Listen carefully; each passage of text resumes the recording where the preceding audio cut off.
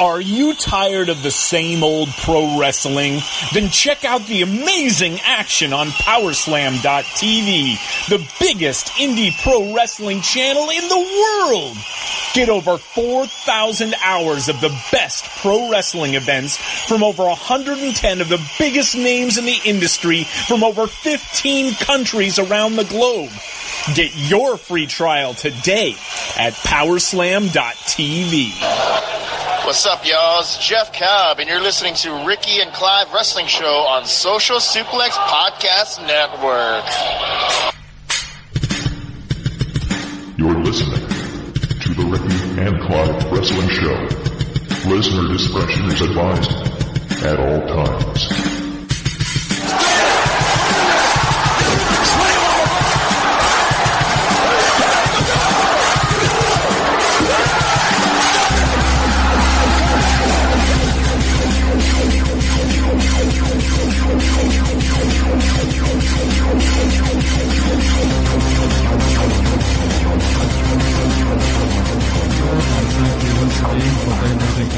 To another episode of the Ricky and Clive Wrestling Show, part of the Social Suplex Podcast Network.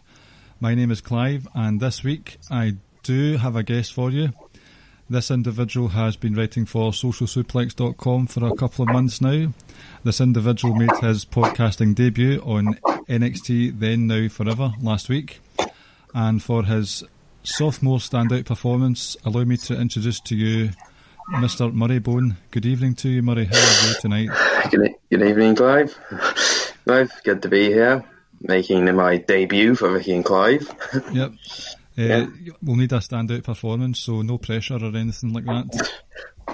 Are we expecting Dunn versus Volta 2 levels of performance here? Possibly. Since this will be aired after it's been on the network, we can say that as long as it doesn't have some European Union... Well, I wouldn't mind some intervention from the European Union right now, but that's a different podcast for a different day.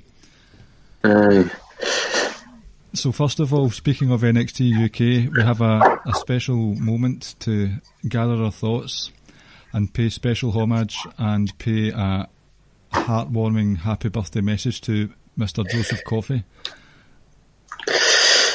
Praise be to him. So, Joe, if you're listening, you may not be, but if you are, you bring us joy. Give us joy in our heart, Joseph Coffey. So, we have had a pay-per-view this weekend, but before we get there, let's just quickly have a wee plug for the sponsors of the show, Powerslam.tv. If you put in the Social Suplex promo code, they can give you over 4,000 hours of independent wrestling from around the globe. Put the Social Suplex promo code in and you will get a free month's worth of content, a trial basis. Please remember to check out ProWrestlingTees.net, which I believe has a sale on just now. Holiday weekend, we've got a bank holiday here, and it's Memorial Day in America as well, I believe. I believe so as well, yeah. So there's some discounted action going on in the Social Suplex page of Pro Wrestling Tees. Pick up a Ricky and Clive T-shirt, a One Nation Radio T-shirt, a Keeping It Strong style T-shirt, which I believe Murray sported when we went to see NXT UK Titles. Yes, I did. Representing the brand. And yep, also shield match. The Social Suplex logo itself. So that's enough plugging just now, because if I keep going, I'll probably muck up somewhere along the way. So, Murray, we've had Money in the Bank. Before we get into the nitty-gritty of it, what were your thoughts overall? Thoughts overall? It was an okay show. It wasn't like, once again, the end bit, which we'll get to, is where everyone's attention is at. But yeah, overall there were some good matches, some not so good matches, and a bit of 205 Live as well. So yes, Tony Nese and Aria Daivari representing 205 on the main card. That was a surprise. Was there any other match on the pre-show apart from Usos and the Planeteers? No, I did not watch the pre-show, so I wouldn't Before. And am I right in saying the Usos won, but it wasn't a title match? It was not a title match. It was non-title, so I don't know if they gain a tag title to this, but I doubt it because they're Raw. But the brand split's dead anyway, so. Yep, just keep telling yourself that, because that's what I've been telling myself, and it makes life a little happier. Just the brand split doesn't exist, and the revelation that Mrs. Foley's boy gave us later on that we'll talk about just furthers that even more. So, but we'll save that gem for later. So we'll keep positive for now. I asked you beforehand to think of a couple of 2 or 3 positives that you felt came from Money in the Bank, things that you walked away with thinking I really enjoyed that, whether it's a specific match or just anything in particular. So do you want to give us your first one? Yeah, my first one was mostly Bayley becoming the first ever women Grand Slam champion in a way. She's just won the SmackDown Women's title, she's won the Raw Women's title, tag titles, and NXT title. Mm-hmm. Though, unless you don't count the NXT UK title, that is. Well, I know that's kind of went under the wayside, but I'm happy to accept that she is a Grand Slammer. Yeah. While her partner Sasha is still AWOL. Yep. Did you see that video or a poster from... It was talking about the network. What was it saying? Don't quit, just stay with us or something? Oh, yeah, and it's a picture of Sasha. Oh, that was quite the dig, wasn't it? Yeah. The Bayley situation was actually one of my positives as well. I'm a wee bit in between with it because I thought, overall, see the execution of the individual moments in these matches, they were a wee bit to be desired, but the execution overall, I think there was a couple of moments in the matches that just were a bit fell flat or looked like botches, but the overall execution of the 2 women's matches, the placement of them after the Money in the Bank match was a good touch as well. It was a foreshadowing that Bayley might cash in, but it still was quite a good surprise because you were caught up in the melee of the towering blondes, the Hollywood blondes, and Becky. Charlotte coming down, even though we've seen it before with when Seth Rollins had to defend the WWE and the US title at Night of Champions that night. Charlotte coming down right after Lacey was beat by Becky was quite cool. I thought Lacey helping Charlotte due to the whole spoiled grapes thing was cool. I thought it was just all very well done, and I think Bayley looked like $1 million, or for us she looked like £1 million once all was said and done. The women's Money in the Bank match, it hit a lot of the right notes for me. It was basically, it reminded me of the chamber match that they had. I'm a big fan of the women's chamber match from this year, but just it wasn't as on point as that, I would say. It was still organised chaos, a wee bit on fast forward. All the women had a chance to shine. Not sure what was going on with Carmella and Mandy Rose. That was strange. No, I thought that was... At first I thought she actually got legit injured, but then she came out later on. So I'm not sure if that spot was meant to be for Alexa, who was taking out the match. Mm-hmm. And they just threw Carmella into that spot because why not? But then they did not bring that up at all on SmackDown, so... Yeah, I mean, I think with that... This was brought up during the... chamber as well. There were rumours circulating that the match outcome was changed during the match or something. See if someone goes out injured, then surely the women, you've got a lot of moving parts in those matches, but they didn't seem to miss a beat, so that says to me that it was as planned, if that makes sense. It didn't look as if like, oh shit, what are we going to do now? It seemed to just keep going smoothly along, so I think it was just some sort of angle they were shooting, which came to a head a wee bit in SmackDown as well. So it's just the way Carmella was acting. She was slapping at her saying, get away from me, and I thought, oh, that was strange. Yeah, maybe trying to make it look real. Uh-huh. Yeah. Probably. I thought as well, when Mandy Rose was going up, that was like a red herring. You thought, shit, here we go, we're going to get the heel that nobody likes win the title. And then fan favourite. The wrong one that I predicted, but hey ho. I think it's overall great for Bayley, and it could be a wee bit of a reboot of her singles career. Yeah, without doubt, and of course, Nikki Cross got a chance to show herself in the main roster, because she's not really been doing much, really, since debuting. What do you think is going on with her? Because she's wrestling as manically as she usually does, but then when she's having these segments with Alexa Bliss, she's all calm and composed. What's split personality? Split personality.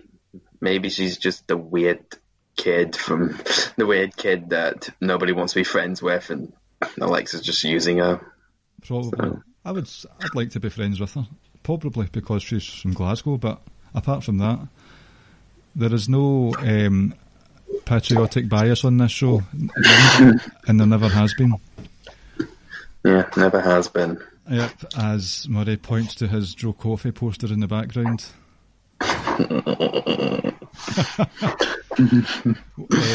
Spot of that match was definitely Ember Moon's super duper what's that called? Eclipse. That was a total eclipse of the heart. I didn't even mean that one. That just came out of nowhere there. That was excellent though. I think that's probably better than any RKO out of nowhere that Randy's ever done. Yeah, but no. There's all. I have to wait and see if she pulls off any more of these super eclipse. I'm a wee bit disappointed personally. I wanted Ember to win, but I've got no qualms at all with Bayley being on top. I thought it was all well done with just to cash in that whole segment. That was a good 20-25 minutes that the ladies got, and it was just excellently done. I thought. What did you think of Lacey Evans' performance? It was hard to tell, really. I'm trying to remember now because I haven't. Trying to just pick what I remember, and she was okay. She wasn't bad or anything, but she wasn't like anything spectacular. Mm-hmm. Yeah, I think she acquitted herself well, and there's nothing to be ashamed of from her performance. I think it was all on point. She had quite a cool wee spot where she did a gator roll. She gator rolled to the corner of the ring, and sort of wrapped Becky around the post. I thought that was smoothly executed, so I liked that. It was a small moment in the match, but it was still quite cool. Yeah, though her attire was a bit confusing at first. I don't know what that giant sombrero hat was. I'm no fashionista. You'll need to ask Ricky about that one, I'm afraid. So, any other positives that you've got from the Money in the Bank pay-per-view? Yeah, so you could say the AJ Styles Seth Rollins match, it was, I wouldn't say it was slightly more disappointing. It wasn't as good as everyone expected, but it wasn't like disappointing. Mm-hmm. It didn't live up to your hype? Yeah, like, when I think AJ Styles Seth Rollins, I'm thinking potential of 5 stars, though I don't really care for Meltzer, so. Mm-hmm. But it was. I know what you mean. You're still wanting a classic match from it. Yeah, it was still a good match, though, without a doubt. Just not upper match of the year. Well, I did feel like how you feel. When I was watching Money in the Bank and I watched that match, I thought, that was all right. It just felt like another Seth Rollins match, and I have a tendency to go cold on him. His gimmick seems a wee bit thin. It wears a bit thin at times, the whole Monday Night Rollins workhorse thing.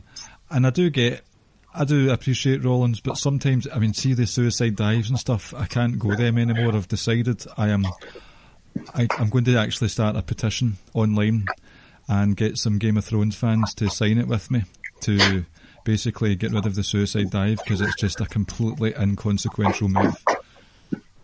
Yeah, it's like suicide. Everyone does it now. Yep.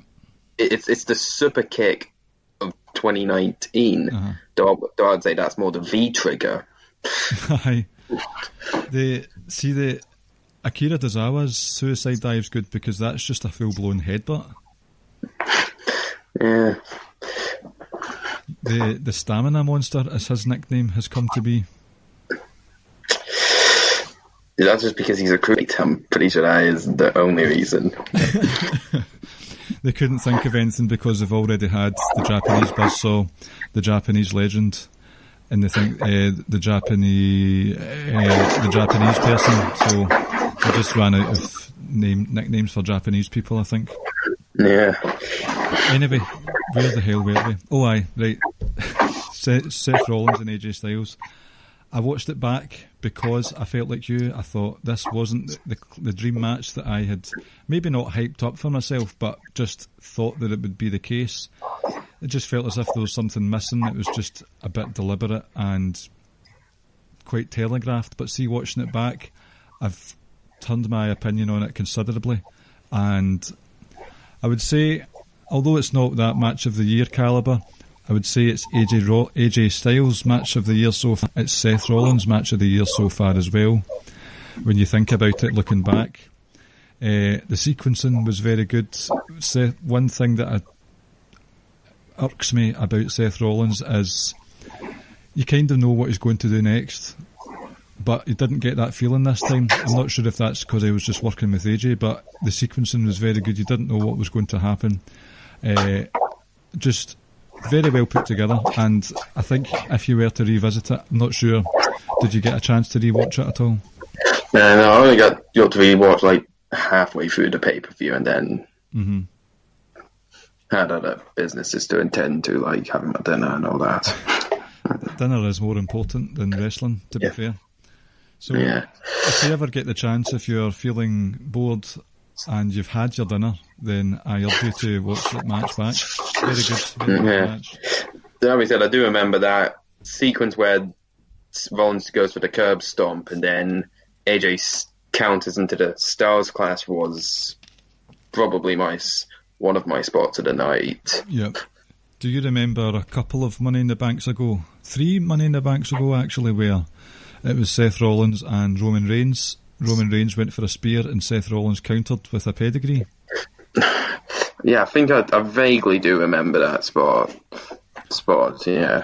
So that was one of those moments where I thought, oh wow, that came out of nowhere. So I liked that. I liked the inverted superplex spot, the sort of avalanche superplex Falcon Arrow thing. The Falcon Arrow, the follow-up suplex was just a lift your head off the ground and then put you back down. But apart from that, and apart from the suicide dives, very well put together match, and I do hope that we have another meeting between the pair at some point after the Sandy pay-per-view. Yeah, I'm curious to see where Rollins goes from here, because I really just hope I have the awful feeling they're just going to pair him with Corbin, and that's just going to suck the life out of you. Yeah. I'll touch on Corbin later. Well, I won't, because I might get arrested. I can't remember if I've actually got notes about Corbin. No, I don't. But again, he shines in multi-man matches, and he did it again. It's just a shame that when it comes to singles matches, it kind of, you're thinking, okay, next. But he's good in multi-mans, I'll give him that. So I think he'd be quite good as a trios champion. Maybe if Vince doesn't care for tag matches, I don't think he'll care at all for trios at all. Well, I posit to you the possibility of Baron Corbin, who shines in multi-man matches, to go to New Japan and be a regular in the never openweight 6-man tag division. Does that not sound like a dream come true? No. Give me anyone else but Corbin. Well, not almost anyone. ABC, anyone but Corbin? Almost anyone but Corbin, really. Give me Drew McIntyre. We'll take him to New Japan. Drew McIntyre can do what he wants, and I'll be happy with it. Yeah. Still not happy that he didn't win Money in the Bank. Should have won it. Yes, I wanted him to win. I thought, we'll touch on that later, but I thought it would have been good to see Big Drew Mac with the Money in the Bank briefcase. Claymoring, like throwing the briefcase at people and claymoring them and stuff like that, that would have been excellent. Running, trying to think, it's sort of like Shane McMahon's Coast to Coast, where they put a bin in front, but instead it's a Claymore with his Money in the Bank. He gets in front of it. It could make the money in the briefcase tartan as well. Yeah, that's. Oh, they should have done it. Why? Money in the Bank of Scotland. Yeah. Yeah, absolutely. Right, so that's two tangents already so far. So we'll move on to one of the other positives that I feel has been the case. I've got a really good feeling about how Kofi Kingston's title reign has gone so far, and looks to be going as well. And look at the successful defences he's racked up. Matches where he's looked very strong. Daniel Bryan.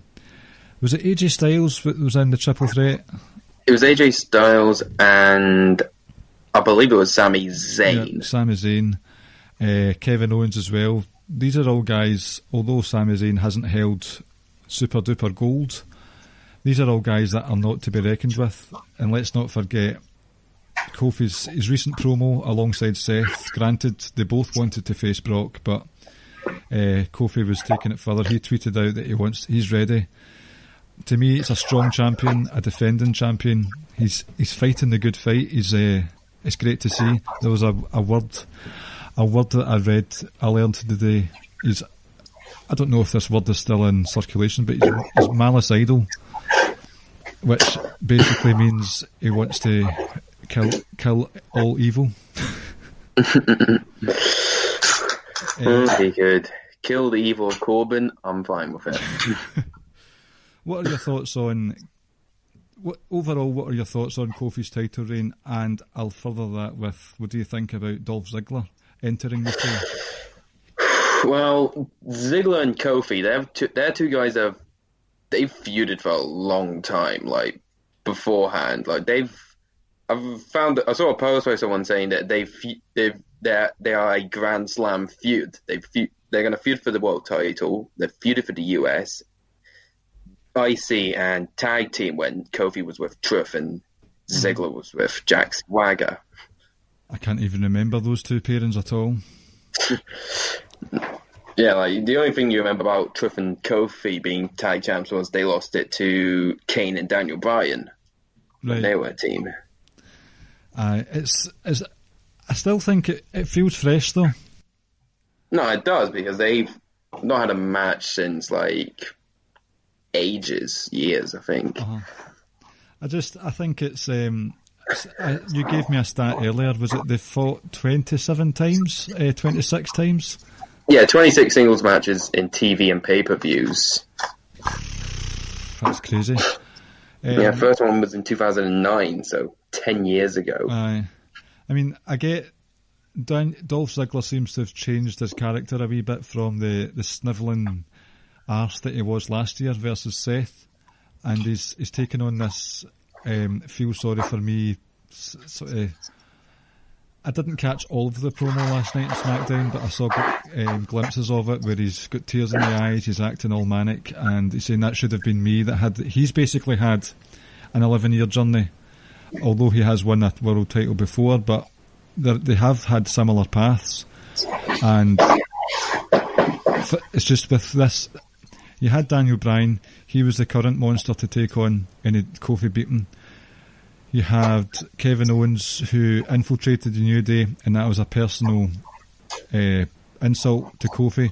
And now you've got Kofi, Dolph Ziggler, who's come in and saying, this should have been mine. They've all been quite personal feuds, and it's going really well. I think he's been, I hate to use this, but I think he's been booked very strongly. I don't think he'll lose to Dolph Ziggler. I don't know if this will be continued after what do you call it? Super Showdown. good stuff so far. I'm quite enjoying it, I have to say. Yeah, I've been enjoying it. Surprised it was Ziggler, to be honest. Like, I thought he was gone, really. I thought that was him. They had nothing more for him, but they somehow have found something for him to do. Mm-hmm. It's a strange one. It's one of those ones you've got the current roster who are, some of them are languishing, some of them are stuck where they are. But this one doesn't bother me as much because the story that they're telling with it is quite interesting. So I'm all for it, and hopefully I've not got much intention of watching Super Showdown. Not exactly out of protest, just that they have birthed some horrendous stories for me personally, and I've not really got much interest in it as well in general. Yeah, I'm probably the same. I've still never watched. Which Saudi show was it? It wasn't Greatest Royal Rumble, it was the second one. Crown Jewel, which had the best. That had the best pay-per-view music jingle I've ever heard. Fantastic. Never actually heard it, but still, yeah. Don't intend to watch it though. The fact they've put Balor versus Andrade in that card, it makes me want to watch just that match. Mm-hmm. I might catch it. I mean, it's weird that these Saudi Arabia pay-per-views suit me perfectly for the time zone, but I'm usually busy, basically. I mean, NXT UK suits me perfectly because it's on at 8 o'clock British Standard Time, but I'm usually recording a podcast at that time, so I have to watch it after the fact as well. Yeah. And AEW is on ITV. I've not got normal television, I've just got subscription stuff, so I wouldn't be able to see that at all if I wanted to. So they're just not catering to my needs, and it's not acceptable. Yeah. So what are the more positive each? Oh, well, I think I've covered mine actually. Yeah, you've covered your third one, and that's covered my one, because my third one was Kofi Kevin. Okay, there we go. So we've got all the positives out the way. Were there any other minor instance that you enjoyed through the show? What can you tell me why Kevin Owens took Kofi's shoes off? Maybe he ate Zach Gibson. That's the only reason I can think of. It's a good one. See, did Kofi's socks say KO on them? Did I just imagine that? I haven't actually looked really, so I wouldn't be able to tell. I don't know. Maybe I'm just imagining things. Or maybe it was the Tap Out logo, in fact. That's what it could have been. Right, so we've enjoyed it so far, but we have also got we have 3 each negative things to the show. So hit me. What have you got? I suppose we'll get this out of the way. Brock Lesnar winning Money in the Bank. Yay. Yay. Jesus Christ. We just got rid of him from being champion, and now we've got him as Money in the Bank. Mm-hmm. And Lord knows what Ali was doing. He must have frozen in fear of Brock Lesnar. Oh dear. I'll get to that in a minute. But just I'm not saying I don't hate Brock. I think when he's motivated, he is good. Mm-hmm. But I just do not want him near the title. That's my one thing. Yep. I've had my rants about this on here before, many times. I'm not angry. I'm not happy, but I'm not going to waste my energy getting upset about it. I've disassociated myself emotionally from the product. I'm just going to watch it and not get up in arms about it, because from the people who are emotionally disturbed by it on Twitter, I think, God, man, do something better with your time instead of crying about it on Twitter. It's become Twitter has become an anti-social media app, in my opinion. Yeah, it definitely has. There's some parts that are good, but it's far and few between. I was smashing that mute button like a monster this week, I have to say. So, right, I'll try not to go on too much about it, right? But my opinion, at least, is I feel as if I'm about to get angry. I'm not going to. I feel as if this is exclusive to the men's main event scene. The reason that Brock, one of the reasons that Brock gets the love he gets from some circles is that he's a star. Okay, he's a big name out with WWE. Well, he was a big name outside of WWE about, 7-8 years ago. Does that still count? Does UFC people still follow him now? I don't know. He was a mixed martial artist. Fought for the UFC, and what? And he was in the NFL for a wee while. But really, I mean, his biggest appeal is WWE. So I'm not sure if that holds weight. I'm not a UFC fan. Are you at all? I'll watch it here or there. I only really watch the big shows, and whenever there's a Scotsman on the card, and even that's far and few between. So I'm not that big UFC fan. Only there for if there's any first round knockouts, and that's about it. Yeah, it doesn't really float my boat. I like the fake stuff more. But again, the feeling by some, myself included, is that there are no current stars on that Brock Lesnar level, or there aren't enough stars on that Brock Lesnar level. I think we're starting to see the tides turn a wee bit with the likes of Becky Lynch and Charlotte and whatnot. But if you're not going to create new stars because you're regularly falling back, reverting to past stars. See, the Money in the Bank, remember that whole thing with the Vince McMahon Stone Cold podcast where he said you need to grab the brass ring? That Money in the Bank, it's like the most symbolic, in-your-face symbolic representation of wrestlers grabbing that brass ring. Mustafa Ali, Drew McIntyre, Andrade Almas, Balor. As I said earlier, Corbin had a good showing, but no, we don't. We have to just go back to the past. If you're wanting new stars, build them up. Don't keep relying on old stars, because if that's the case, then the current generation who do like Brock, they will lose interest. Do you know what I mean? They're not going to lose interest if you've got these also-rans all the time. I said last week about the women, out, I need to say this properly, out with the old and in with the new. But I think what we have here is it's out with the new and in with the old. Kofi's champion right now, which is really refreshing, but is his reign safe anymore? Here I go, I'm working myself into a shoot, and regular listeners will know my stance, so I'm not going down that road. So, Murray, your thoughts? Yeah, I really hope they don't. I have the awful feeling Lesnar's going to cash in on Kofi with the Fox deal that's happening for SmackDown. I really hope that doesn't happen, but I just see it. And in a way, I understand why, if there was no, since both champions are faces, you kind of think a heel should win Money in the Bank. And you had three. Now, Corbin, a lot of people don't like him. Drew, everyone seems to hate him. Everyone doesn't seem to like him except everyone in Scotland. And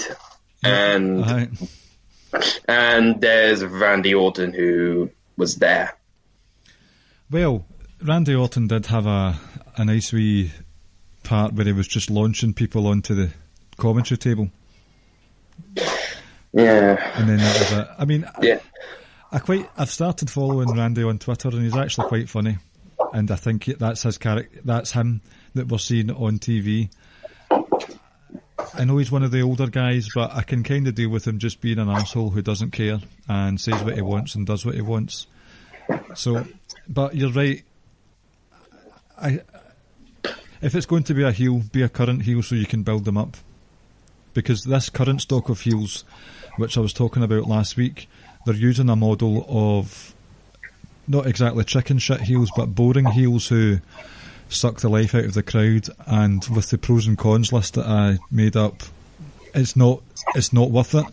So if you're wanting a super heel, give the briefcase to a current heel. Do you know what I mean? But yeah. So, having said that, the match itself was outstanding. Oh yeah, without that, minus the end, this match was brilliant. Ricochet looked great in this match. I I'm not good at telling moves. The powerbomb Almas gave to Bal on that ladder looked. I rewound that about 5 or 6 times. I just could not believe my eyes that they did this in 2019. How the hell did Balor's back not just turn to dust? Like, his back should have been Thanos, basically. Yes. We can do Avengers Endgame spoilers, but yeah, you should have watched the movie by now, surely. Yeah, I think I might have given a wee spoiler away, but well, that was even the Thanosing people was from the first film, wasn't it? Yeah. Oh well. It said it was Thanos who got Thanosed. Yeah.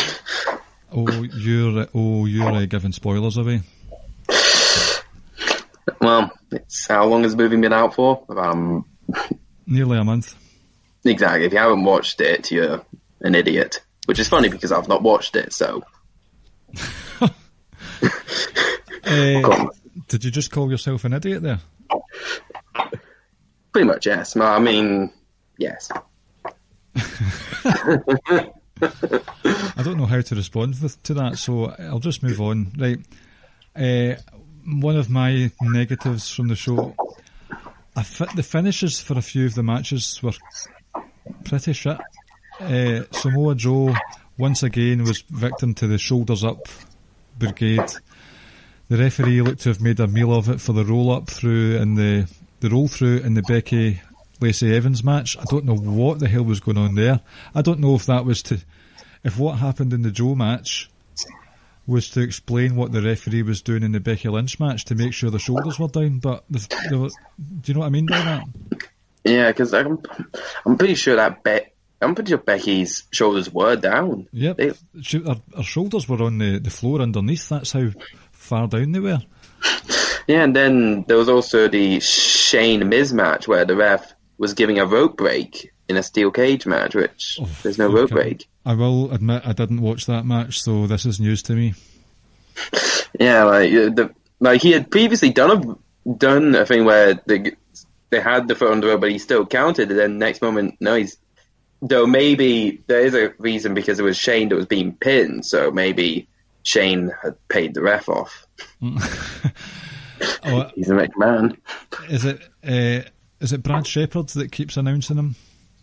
No. It's Greg Hamilton. Where am I getting Brad Shepherd from? Oh, that's...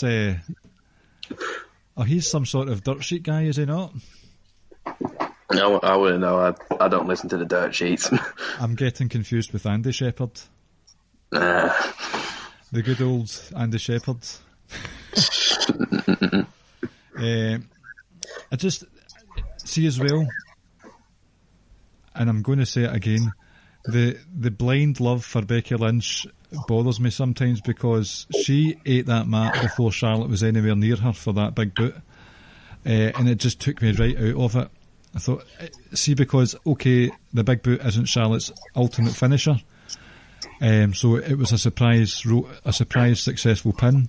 But Becky was down early doors, and people think the sun shines out her arse when she's just as fallible as others, in my opinion.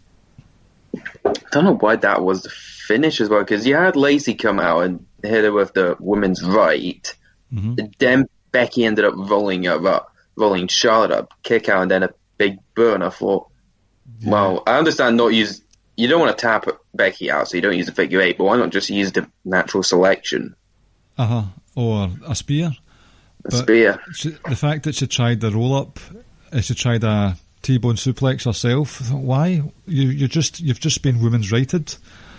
It was a messy finish, not my cup of tea, and as you touched on earlier, Mustafa Ali, he had his hands on the bloody briefcase, only to be made to look like a deer caught in the headlights. It's that typical idiotic babyface looking stupid as all hell.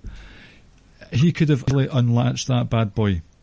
I know some wrestlers have had trouble unlatching it in the past, but come on. Okay, Mustafa Ali was the one to be rendered obsolete at the hands of Brock Lesnar, but him and the cameraman that got hit with the ladder. Aye, it's just it made Ali look stupid in my opinion, and that bothers me because I'm a big Ali fan, as you're aware. Did you see the nonsense that Brian Alvarez tweeted out like seconds or minutes after the end of the pay-per-view? No, I did not. So he said that Brock Lesnar threw a ladder at Mustafa Ali, and he was busted open so bad that the cameras had to stay away from Ali. Now, can you remember what happened at the end of that match to Ali? He was shoved off the ladder. Was he hit by a ladder? No. Yeah, exactly. And the timestamp was minutes. So apparently, we're led to believe that someone backstage was ready to send straight away the text to Brian Alvarez to say this. That didn't happen, what he's saying. And there was blood earlier on in the night as well. You had Lars Sullivan busted open. You had Joe burst his nose. I'm sure there was another one. I cannot recall if there was another one. It's just this is what annoys me about the dirt sheets. See some of the stuff they say, it might be true, but see when they say stuff like that, it drives a narrative that doesn't exist, and it grows arms and legs, and people have made up their mind about something that didn't even happen. It's kind of like that Mandela effect where people have got an opinion on Brock Lesnar saying he's an unsafe worker when that specifically did not happen. And I'm thinking, why can't the dirt sheets, dirty buggers. Yeah, I mean, I've never listened to the dirt sheets. I did. See, I try to avoid them, but then you get people retweeting it, and I think, I don't want to see this. And you've muted things, and you unfollow people, but it still pops up in the timeline. See, it's anti-social media, Twitter. That's what it is. Yeah. See, while we're talking about no, it's your turn. Your turn first. On you go. What's your next bad thing? I'm trying to think now. We've sort of mentioned Mysterio, Joe, and that debacles. So we've had Brock Lesnar. We've had the refs being tools, and I guess I'll just leave the random segment with the Lucha House Party that was just there to fill time. Unnecessary. Pretty much. And of course you had the whole situation where Lars Sullivan has been sent to sensitivity training, and there he is being booked to beat up Mexicans. I didn't even put two and two together with that one. Yeah. Yes, that was maybe a wee bit tone deaf. Yeah, and then I think that's really it. That's all I can remember. Shane Miz happened. Nice Davari, it was serviceable, but I'm just not a fan of Davari at all. Yeah. It was. What I do like is that Tony Nese seems to be overcoming the odds quite well in his defences and even in his non-title matches. He's looking strong. He's even when he's coming back. What's the word I'm looking for? When he's doing the fight back, it's a completely changed man from the days where he just lost his temper or was showing off his abs and would lose all the time. So I'm happy with how Tony Nese has been booked. Might not have been the best match at all, but he's been booked well, I think. Yeah, and Davari's entrance was interesting. You can remember Mercedes should have been a Ferrari, then we could have had the Ferrari joke.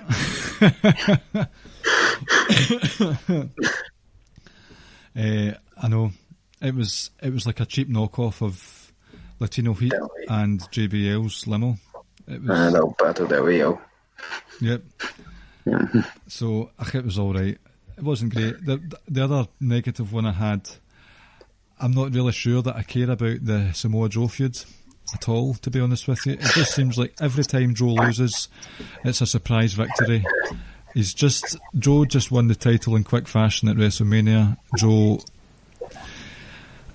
And that's what he lost it in quick fashion at Money in the Bank. Joe was last year involved in questionable finishes in terms of legality of the match. And then Joe looks strong after the finish, which isn't really it's not really a story device that I like that much. If you're going to make someone look strong, do it in the match. Joe is good at making feuds personal, but at this point, his credibility over the course of his main roster career is not that great, really. No, I guess you could say he's 40 now, which is if he had arrived 10 years earlier, I reckon he would have been a much bigger deal. Bigger deal, and I just remember the only other match we haven't talked about is, well, if you can even call it a match, was Roman Reigns versus Elias. Roman Reigns comes back from a guitar shot and just pretty much no-sold it, pretty much. Like, comes back, hits him with Superman's, run in the ring, spear, end. I've got breaking news about what happened after the guitar shot backstage. Seth Rollins went up and said, "Roman, are you okay?" And he said, "Yeah, I've got a sore back." And he said, "Don't fret it." Oh, Jesus. Jesus. I try my hardest. I'm usually one to support your jokes, and then you're not amused tonight. I don't know, mate. Now I understand how Ricky feels listening to it live. Ricky just does that to put himself over, because what nobody knows is that I have to pause it because he bursts out laughing every single time. There's been times where he's fallen off his chair. There's been times where he's sprayed his juice or his drink all over the computer screen. There's been times where he's called his family in so he can tell them the joke. And then I press play again for him to say, "Oh, that wasn't funny." So don't listen to Ricky, he's talking shite. Well, I've never seen live what happens behind the camera, so I'll take your word for it.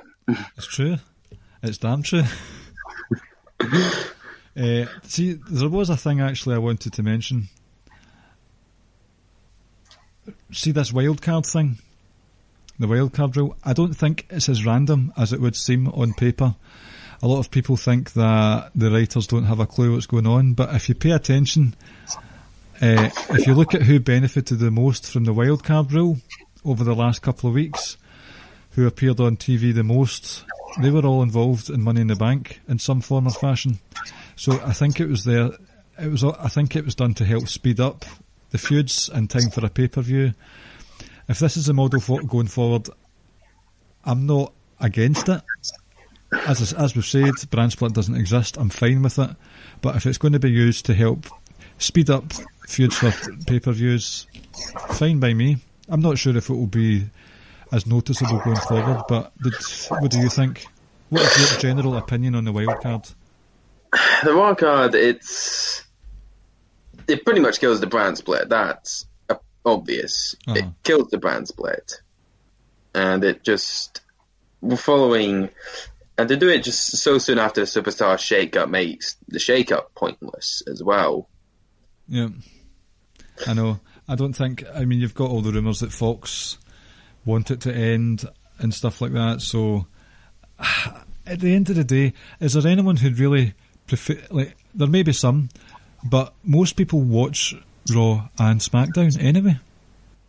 Mm-hmm. I mean, I don't see, when, put it this way, you've got Drew Gulak in 205 Live, and he turned up to take on Matt Riddle on NXT. Are you up to date with NXT TV? Of course you are, because you were on NXT then, now, forever. Yeah. Drew Gulak appeared on talking to Kushida, or scouting Kushida. I didn't hear anyone saying, "Oh, But he's on 205 Live. He's not allowed to be on there. Yeah, well, I guess that's the thing with 205 Live is, well, apart from not a lot of people really care about it. It's sort of NXT and 205's sort of been intertwined for a decent while. Mm-hmm. We've had Humberto Carrillo, Oni Lorcan, Jim Gulak, and at this point you may as well just put the two together. Yeah, and I think that was helped with see when they have the Access tapings. When the Big Four weekends are roll around the corner, when they've got Access or Worlds Collide, you're able to swap and change them and stuff like that. So, but it doesn't offend me when they're moved over. So I just don't get why there's such an upheaval over a wrestler who you're not expecting to see turning up and causing a wee bit of havoc, a wee bit of Jimmy Havoc. I guess it's just fans having a moan for having a moan. Like, unless it's fans having a moan that they killed the brand split, but there's been people moaning about the brand split, so like... Daniel Bryan said it best, didn't he? Yeah. Yeah, or maybe people are just hating it because Vince thought of it. See, I probably. It's not breaking news, it's not a joke, don't worry. I'm not feeling it with 205 Live just now. People think I'm a 205 Live Defender squad member. I can be, because it can be really good, but see, since I kind of miss Cedric, I miss Buddy Murphy. It's certainly not been the same since Ali left. Drew Gulak's not used as much as I would like. It's just I'm losing. I write the columns for it, and I'm sitting there watching it thinking, I don't care. Yeah, like, just at this point, really, like, there's like, what, 10, 11 guys on the 205 roster? Yeah, the Singh brothers have moved over, so that's 12, 13, but still, like, just... what are they going to do? Unless they're not going to make a cruiserweight tag division, then just not. No one would care. No, I would care about the matches then, but they keep having these tag matches that have they have blow-off feuds, like rubber matches, as it were, that usually is no DQ or something, but then that's it, and then they wrestle each other a couple of months later, and it's just... At this rate, you either put the cruiserweights on Raw and SmackDown and just end 205 there and scrap the cruiserweight division, or you put them on NXT and have the cruiserweight belt be essentially the third belt in NXT. Mm-hmm. See if 205 Live was scrapped tomorrow, I would not lose an ounce of sleep. In fact, I would actually gain sleep because I usually have to get up early to watch it to write the column thing. So, there's a shock announcement for you. 205 Live better get its finger out. Yeah. Right, we'll move on. Anything else about Raw, SmackDown before we touch on the last segment? Raw, SmackDown, not much I can really think of. Bray Wyatt had his usual segment where it's just creepy and... Yeah, is Jojo, is it Jojo? Jojo. She had their child at the weekend, so I didn't expect to see him at Money in the Bank or anything, so yeah, it's probably going to be a while. I've got some cold hard stats for you right now. These are the most important stats you'll hear, and these will be stats that will be updated in a new segment every week. Did you know that Titus O'Neil has held the 24/7 title for the shortest amount of time at 24 seconds? Damn. Did you know that Robert Roode, at 42 years old, is the youngest winner of the 24/7 title? That young upstart, Robert Roode. So, what are your overall thoughts of the introduction of the 24/7 title? contrary to some people who there's two sides. There's people who absolutely love it, and there's the people who cannot stand it. Mm-hmm. I'm leaning more towards loving it, because even though I didn't grow up watching the Attitude Era and the Hardcore title, Mm-hmm. I've watched it on the network and I've enjoyed it. And I think, in my view, it helps these lower mid-card guys get TV time. Exactly. Like, and you say about the time it's going to be treated like a joke, and I'm like, well, it is. That's what it's meant to be.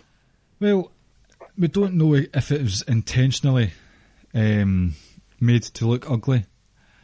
No, God, I'm not a fan of the green. No, Like, see, the thing is, they've made the women's tag team titles recently, and they are gorgeous. Do you agree? Or yeah, Yep. yeah, without a doubt. So they clearly know how to make a beautiful title. Even the hemp belt was quite cool. So I think the fact that they've made this look shabby, I think it is intentional. As you said, it's a great use of underutilised talent. Comedy segments where we've see if it means we're not getting Mojo Rawley looking into a mirror anymore, then yes, please. In fact, see if Mojo Rawley ever wins a 24/7 title, I'm cancelling the network. Oh, you know, now they're going to do it now. They're going to do it on Raw, SmackDown, and that'll be it. But see, I think it's a really good use of talent. Okay, it's a bit of comedy, but people are taking wrestling too seriously just now. A wee bit of light relief, I think, is required. See as well, the social media aspect of it is fantastic. You've got Kathy Kelly videoing herself looking for a quote-unquote interview from R-Truth, but she happens to have a referee with her. That was quite suspect. Yeah, and then of course Drake Maverick's Twitter, which has just been brilliant. Did you see Matt Hardy's video? Yes, I have, where he seems to have sort of became broken again. See, which he's doing the delete gimmick. He's doing the Matitude version 1 gimmick. He's all over the place, so he's just lost the plot. But it's just, I think it drives traffic to social media. They'll get all the retweets, all the likes and posts and stuff. I think it's fantastic. Yeah, I mean, my thoughts are they'll probably do something similar to when the hardcore title would change multiple times on live events. It will definitely liven up that. I think one of the downfalls of it is, the Foley said it would be 205, NXT and NXT UK, but both the NXTs run on tapings. So how are they going to work that into it? So that tells me that there won't be many NXT wrestlers as the 24/7 champion. Yeah, I mean, well, I guess with that you could just film backstage segments whenever and all that, because, and that's for 205 Live. Well, that's taped. That's on after SmackDown, so that's more simpler to do, but. The way they treat 205 Live, I can't imagine they'll get much love for it either. I think this is just a main roster thing. Fair enough. Yeah. But I'm all for it. I know that Ricky's favourite ever championship was the hardcore title because of the 24/7 rules, so when he comes back on, I'm sure he'll have a lot to say about it. So good times ahead. It's probably the thing I'm excited about the most in the main roster right now. Yeah, like it's just that level of unpredictability. You don't know what could happen. Mm-hmm. You could get a notification on the network saying Heath Slater's attacked R-Truth at 7-Eleven or something. Like, Yeah, it's okay. It's not it's a rehash of the hardcore title, but it's a new group of wrestlers. Social media is advanced. You've got the videos online. I think that's going to help it considerably. They could even air like a wee 20-minute episode of all the goings on the network to clump together all the Twitter videos, Instagram videos and stuff, and show the lineage, the beautiful, beautiful lineage of that gorgeous plastic toy belt. Yeah, and let's just say if either of us come near the 24/7 champion, we're going to obviously try and win that belt. Well, the Social Suplex crew have already started a 24/7 rule, and I believe you're the champion just now? I'm the current champion for about a couple of hours, which is incredible. Surprised it's lasted that long. So, without any context, if you see someone running about with a BT Gun T-shirt and a gas mask on, he has the Social Suplex 24/7 title. So, pin him, give him a small package straight from Grapevine, Texas, Pulse Mackage style. Power bomb him into some Jaggy Nichols. Throw some Ichikus down his back, stuff like that. I don't know if anyone has a clue what we're talking about right now. Well, considering I'm going to be at college tomorrow, you'll probably find me near Buchanan Street. There's where you'll go. There we go, Scottish listeners. He'll be in Buchanan Street tomorrow. Look for the gas mask. And he won't be the gas mask statue that's at Central Station. That was could just stand as its little brother, like. But there's already a statue busker on Buchanan. Nobody cares about this. Nobody cares about this. No, well, the Scottish fans will care, but that's about it. Ricky will pop, but that's it. Yeah. Right, so that brings us to the conclusion of the Money in the Bank Raw SmackDown review. Mr. Bone, would you like to be quizzed? Would you like to have your trivia tested? Sure, let's go for it.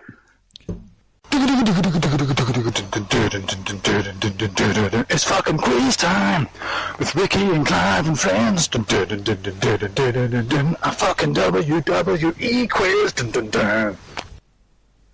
Okay, so with the birth of the 24/7 title, this quiz this week will be a look at the less conventional titles that have been in WWE over the years, basically ones that aren't the World, Tag, Mid-Card, all those ones. So, it's getting dark in this kitchen, so I'm just going to turn the light switch on a wee second. Talk amongst yourselves, listeners. I'm back. There we go. That was quick, wasn't it? I've got long arms. Yeah. Long arms like Mr. Tickle. Right, so American viewers still probably won't know. Well, I don't know if that's American or not, but still. Mr. Men, I'm not sure. Number 1, Murray. Who held the WWE CW? Right? So who held the later ECW Championship the longest at 205 days? Jesus Christ, that was during the time where I was watching, so I should know this. Let's see now.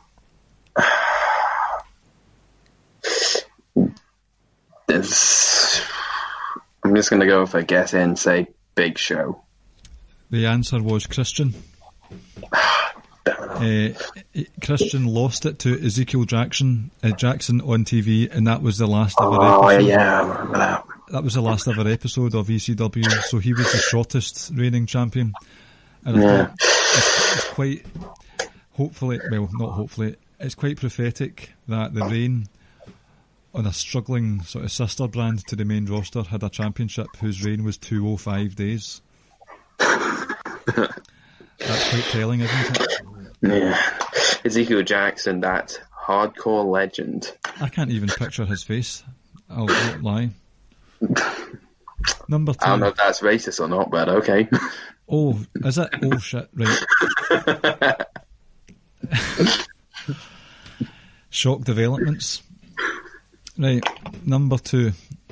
Which tag team has held the women's tag titles the longest? Is it Sasha and Bayley, or is it the Iconics?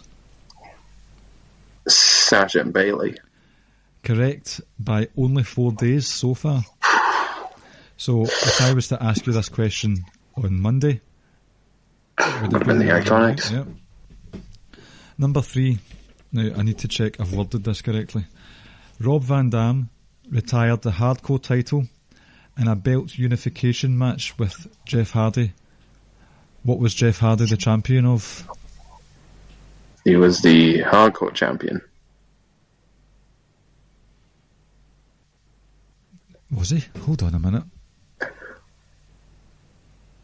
No, right. No, wait, hold on a minute. RVD. I'm having second thoughts because I remember that Van Dam also unified the European Championship. So RVD was the Hardcore champ and he entered a unification match. No, was he not the IC champ and then unified it with the Hardcore belt? Oh, shit. I couldn't tell you right this second. Well, what's your other answer? Because I know the 2 guys that lost the belts to unify it. It's either Jeff Hardy or Tommy Dreamer. Right. So, Jeff, right, what was the?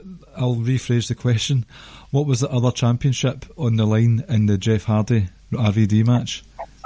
Well, since we knew it was a Hardcore title, it was the IC title. Correct. I knew my structure of this question was all over the place.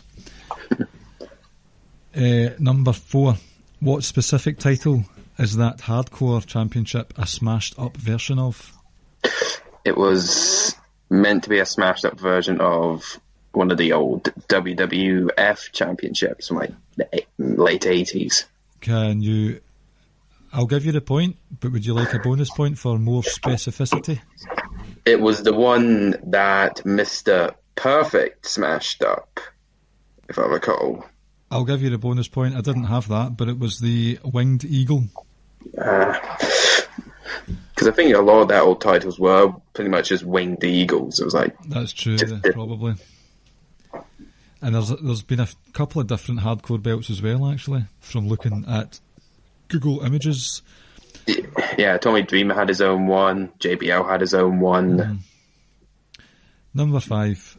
What takeover did they change the titles? Oh, like the design? Yes, the belt designs. Yes. Not long after the Page videos. Oh, God, this... Page, yeah. Yeah. God, when was this? See if you don't know the name of the specific takeover, I'll give you a point if you tell me what weekend it was. I'm assuming it was probably one of the Mania ones. Or was it? Did it? Right, so I'm gonna guess New Orleans. The answer was Orlando. Hard lines. Number 6. Which current main roster wrestler has held TNA's King of the Mountain Championship the most? Right. My TNA knowledge is terrible. Well, terrible, but trying to remember trying to remember what title that was, because they had a secondary title that was like changed it multiple times. I think it was the Legends title, the TV title. The actual King of the Mountain one had different names.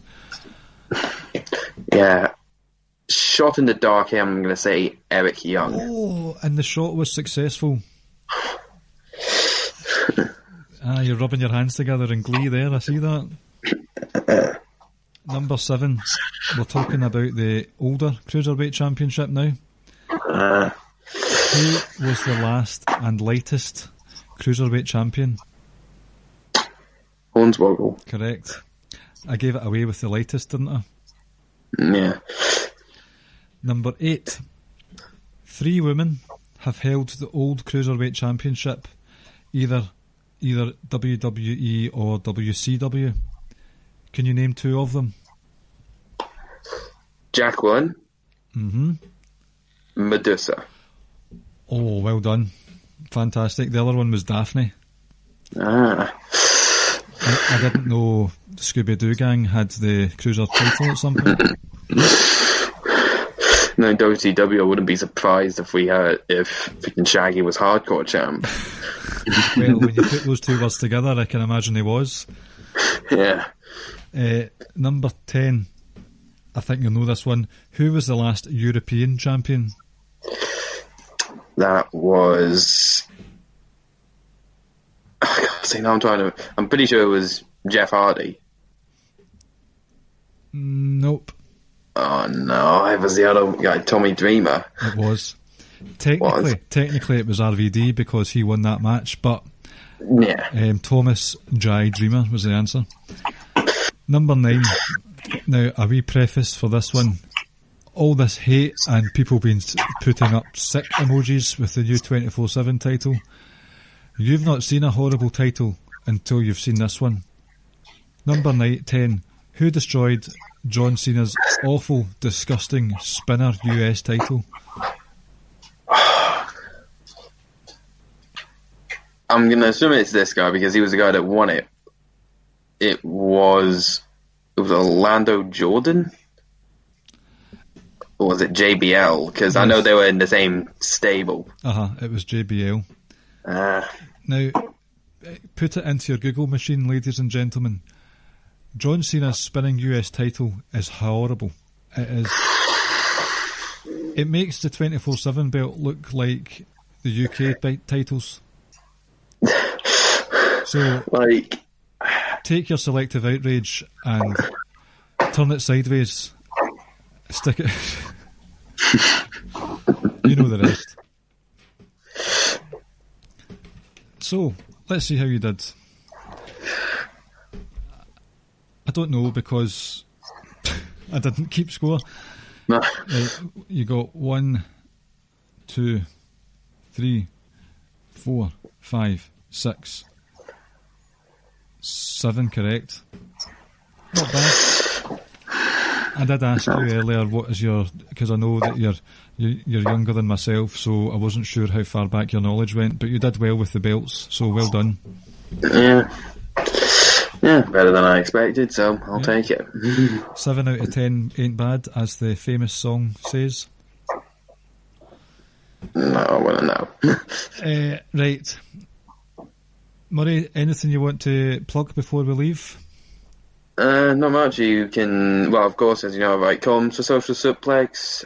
Don't know when my next. I'm mainly more a New Japan than WWE guy currently, and since we're having the Best of the Super Juniors, there's not much to write about this month, but you can catch me whenever I'll write a column. I'll probably say it on my Twitter, which is Mother44 at Murraybone2000, which is usually which was a handful apparently for James. So yeah, I heard you do know you can change it, don't you? I'm not telling you to, but you can if you want to. The app part. Probably should. Probably should that while I have the chance. It's just a friendly suggestion. Yeah, I'll probably just get rid of the 2000 part. No one needs to know when I was born. To show how young I really am. Oh, I thought that was you showing your love for NWO 2000 or Legion of Doom 2000. Techno Team 2000. Right, so you can catch us at Ricky and Clive on Twitter at the anti-social media app. We don't use Facebook anymore, but we do still venture into the Wrestling Squared Circle Facebook group. We are on the Social Suplex Podcast Network. Please drop us a nice fat 5-star review on the podcast app of your choice, where you will have other excellent podcasts such as One Nation Radio, Keeping It Strong Style, ourselves, Grown Men Watch This Shit, Then, Now and Forever, NXT Style, and All Things Elite. With AEW going into full gear this weekend, you'll probably want to, if you're not on the All Things Elite podcast bandwagon yet, you want to get there. powerslam.tv gives you 4,000 hours of independent wrestling around the world. Put in Social Suplex in the promo code and you'll get a free month. I've said this T-shirts thing. I always worry that I've missed something, but if I have, I apologise to all involved and all not involved. Murray, thank you very much for coming on. No problem, man. A pleasure. We'll have you on with Mr. Ricky at some point. We can have a triple threat match. We will finally have the Social Suplex version of Gallus. Oh, yes. Oh, well done. The only question is, which one of us is Joe Coffey? This is... Now, that'll be see how all the wrestlers, all the jobbers are scrambling for the 24/7 title. Us three will be scrambling for the right to be Joe Coffey. Yeah, that's a serious title. No offence to Mark Coffey or Wolfgang, but Jojo, you know what I mean? Yeah, like, so Wolfgang's a decent one, but then Mark's just... It's like... Power forward. Yeah. Right, that's us. Thanks very much for listening, ladies and gentlemen. Next week will be the third instalment of the Ricky and Clive Quiz Time Invitational, so Ricky will make a return. However, it will be from the past. He was travelling in his DeLorean for this one. And it will be the Lords of Pain guys, Implications and Sir Sam battling it out to see who is the ultimate Lord of Pain. Then the week after that will be a nice wee NXT TakeOver 25 review with a guest who you will know. He's been on before, Mags and Bags. I've got him penciled in. We'll see if we can confirm that closer to the time. I'm rambling now. I don't know why I'm filling in future instalments when it should be a surprise, just like the wildcard rule. Yes. Right, I've said enough. We've said the jokes. Night night, everyone. Night night, everyone.